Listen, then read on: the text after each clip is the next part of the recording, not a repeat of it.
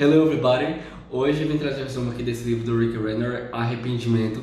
E logo aqui na introdução ele diz o seguinte: muitos cristãos comparam o ato de arrependimento ao remorso. Eles acreditam erradamente que o arrependimento é um pouco mais que um habeas corpus espiritual que lhes permite admitir o erro, pedir perdão e depois voltar imediatamente ao mesmo pecado. Mas como veremos, é a mudança e a transformação pessoal, e não o remorso, o pesar e a tristeza que são a verdadeira prova de arrependimento.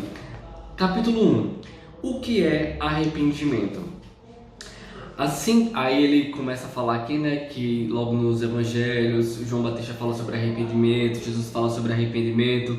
Aí ele diz aqui, assim como João Batista, Jesus sabia que a única maneira de entrar no reino de Deus era através do arrependimento.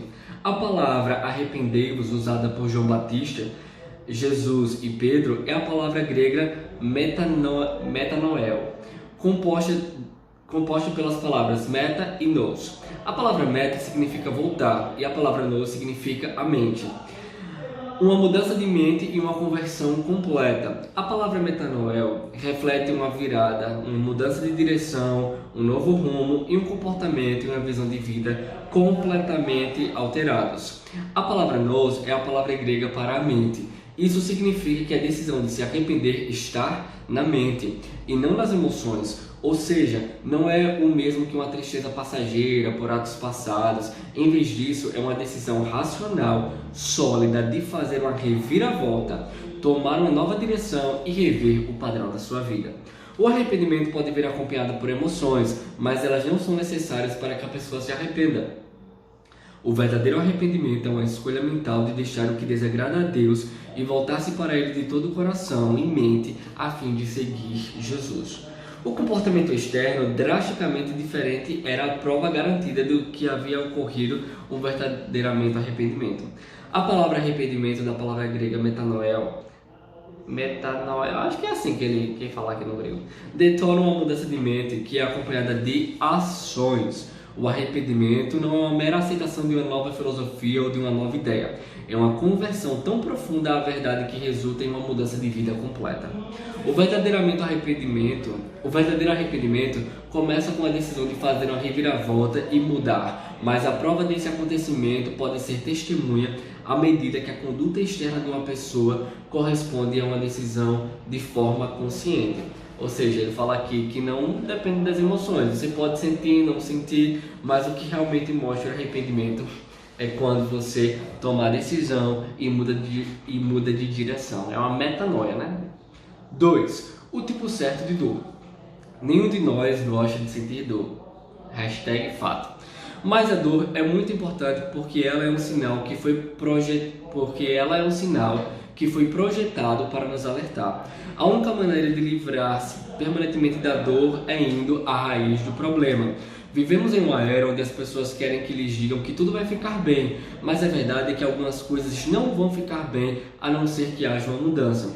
Precisamos amar as pessoas o suficiente para sermos sinceros com elas, independente do quanto seja doloroso para elas ouvir a verdade. Mas quando os não cristãos ou os cristãos que estão vivendo conscientemente em pecado estão no nosso meio, somos obrigados a garantir que eles entendam que o pecado os separa de Deus. Eles não estão bem com Deus. Nem sempre vai ficar bem. Tem que alertar, olha, até que você mude de conduta, que você mude de caminho, você vai continuar aí nessa situação e as coisas não vão melhorar até que haja uma mudança de rota. Ao apresentar a verdade às pessoas que não são cristãs ou aos cristãos desviados, não precisamos ser ásperos ou rudes, mas também não precisamos diluir a verdade ou agir como se estivéssemos nos desculpando com relação ao que a Bíblia ensina. Quando a verdade é apresentada clara e poderosamente, ela coloca uma afiada espada de 2 gumes nas mãos do Espírito Santo, a qual ele usa para penetrar o coração das pessoas. Naturalmente, precisamos sempre permitir que o Espírito Santo nos conduza para sabermos como e quando apresentar a verdade a alguém que não é salvo ou que se desviou do Senhor. Não devemos consolar os perdidos e os desviados para deixá-los com a sensação de que está tudo bem enquanto permanecermos no pecado. Em vez disso, fomos chamados para ajudá-los a entender a necessidade que eles têm de se arrepender. A verdade é que as pessoas podem, a princípio, se sentir feridas pelo que dizemos a elas, mas essa ferroada pode ser exatamente o que irá levá-las ao ponto de arrependimento. 3. O que é a tristeza segundo Deus?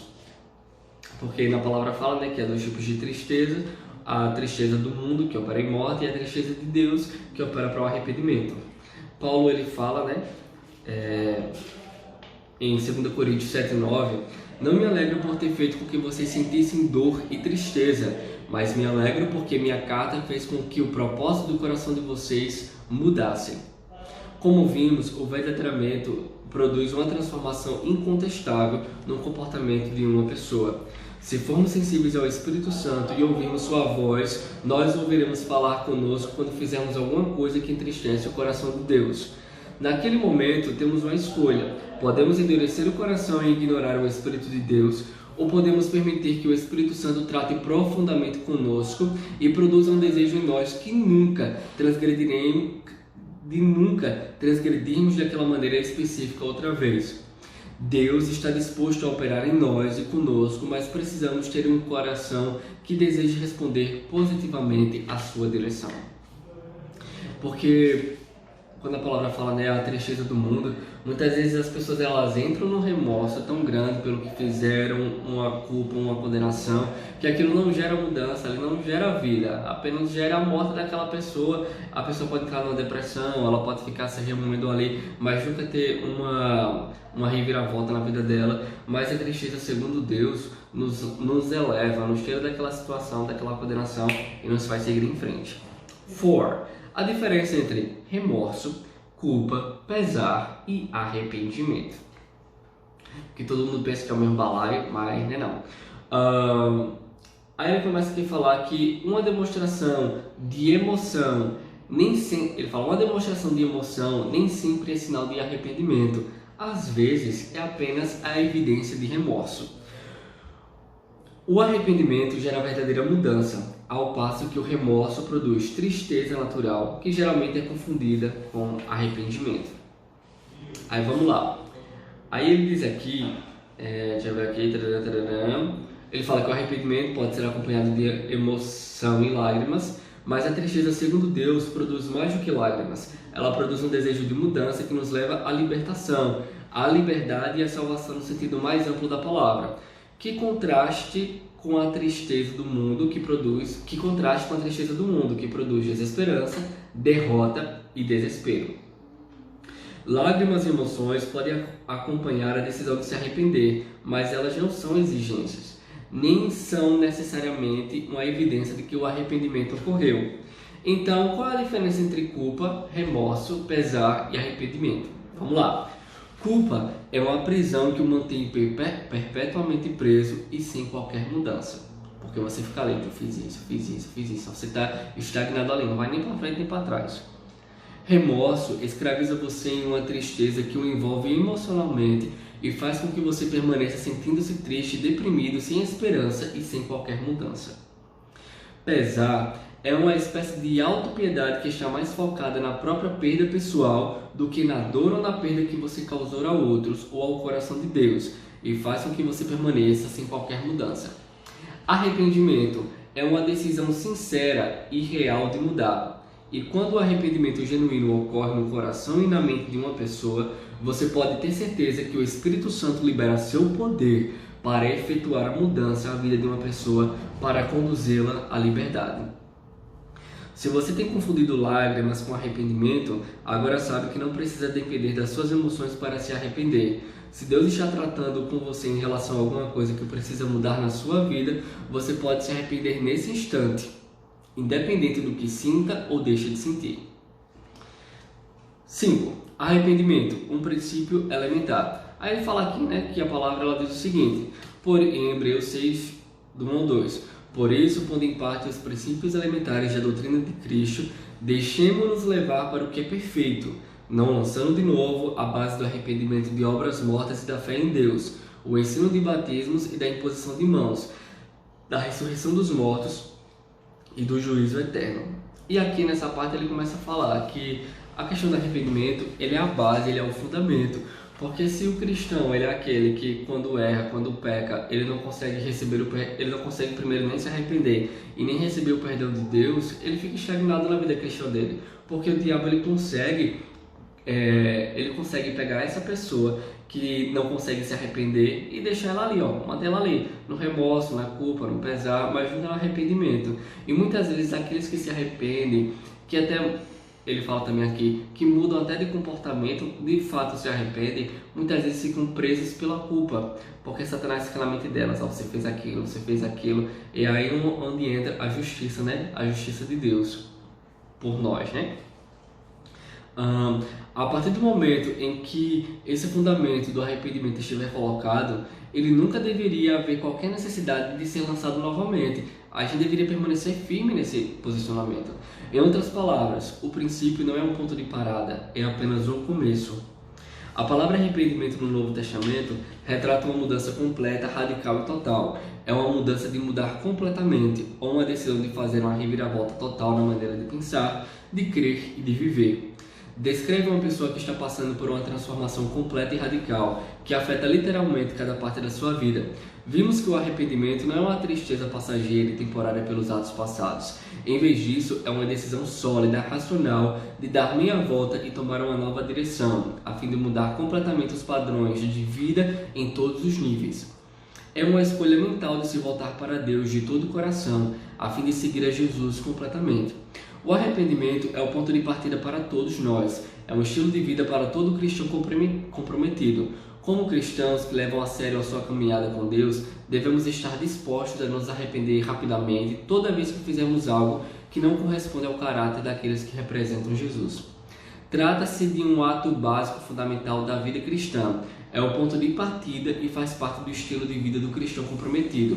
É o lugar onde começa a nossa atitude de nos desviarmos do pecado e o ponto a partir do qual submetemos continuamente nossa vida ao senhorio de Cristo Jesus. E aqui no final, ele traz versículos sobre arrependimento para o seu momento de oração. 2 Crônicas 7,14. Se o meu povo, que se chama pelo meu nome, se humilhar e orar e me buscar e se converter dos seus maus caminhos, então eu ouvirei dos céus e perdoarei os seus pecados e sararei a sua terra. Joel 2,13. Rasgai o vosso coração e não as vossas vestes, e convertei-vos ao Senhor vosso Deus, porque Ele é misericordioso e compassivo, e tardio em irar-se, e grande em benignidade, e se arrepende do mal. Zacarias 1,3. Portanto, dize-lhes, assim diz o Senhor dos Exércitos, tornai-vos para mim, diz o Senhor dos Exércitos, e eu me tornarei para vós outros, diz o Senhor dos Exércitos. Provérbios 28,13. O que encobre as suas transgressões jamais prosperará, mas o que as confessa e deixa alcançará a misericórdia. Mateus 3,8. Produzi, pois, frutos dignos de arrependimento. Mateus 4,17. Daí por diante passou Jesus a pregar e a dizer, arrependei-vos porque está próximo o reino dos céus. Atos 13,19. Arrependei-vos, pois, e convertei-vos para serem cancelados os vossos pecados. Atos 17:30. Ora, não levou Deus em conta os tempos da ignorância. Agora, porém, notifica aos homens que todos, em toda parte, se arrependam. 2 Pedro 3,9. Não retarda ao Senhor a sua promessa, como alguns a julgam demorada. Pelo contrário, Ele é longânimo para convosco, não querendo que nenhum pereça, senão que todos cheguem ao arrependimento. 1 João 1,9. Se confessarmos os nossos pecados, Ele é fiel e justo para nos perdoar os pecados e nos purificar de toda injustiça. Tiago 4,8. Chegai-vos a Deus, e Ele se chegará a vós outros. Purificai as mãos, pecadores, e vós que sois de ânimo dobre, limpai o coração. Apocalipse 2, de 3 ao 5. E tens perseverança, e suportaste provas por causa do meu nome, e não te deixaste esmorecer. Tenho, porém, contra ti que abandonaste o teu primeiro amor. Lembra-te, pois, de onde caíste, arrepende-te e volta à prática das primeiras obras. E se não, venho a ti e moverei do seu lugar o teu candeeiro, caso não te arrependas. E é isso aí. Esse aqui foi mais um resumo de um livro do Rick Renner, Arrependimento. Valeu, partiu!